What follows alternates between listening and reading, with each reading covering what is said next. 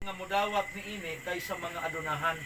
Kay mga adunahan, sister, ang ilahang gipakadyos mao gini realidad.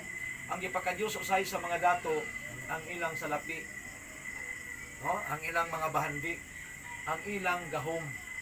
Muraga una-una nila murabag si kuan, si King Philip II. Kung nakadungog mo sa istorya sa kinabuhi ni King Philip II, ang amahan ni Alexander the Great. Sa iyang panahon, wala siya Dios. Wala siya naghuna-huna nga mamatay siya. Abi niyo kinsay nagpamata niya, sister, nga mamatay di ang tao, ang iyarang katabang. May pangkabos kay nakahibalong ba o unsay kamatuoran. Ang iyang katabang nahibulong siya, kay dili pa kay dugay sa iyang gingharian. Pero kadto nga katabang ang iyang batasan, sister Inday, ini kabuntag moadto siya sa kwarto sa iyang hari, manuktok siya kay munghatag siya katahuran. Pagtuktok niya ang hari matingala o kinsa abri ang hari ang iyang katabang ng, "Good morning, my king. Remember, you must die." Ang hari, sister, nasuko sa iya, ha?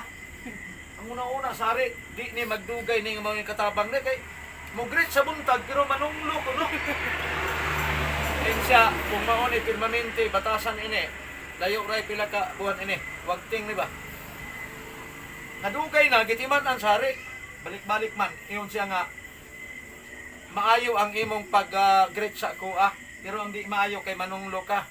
Sa sunod buntag, ayaw na ni kusba, kung mo-greet man lang ka, nga manunglo pa ka inighuman. Di ang mga katabang, nakadungog sa advice, balik siya.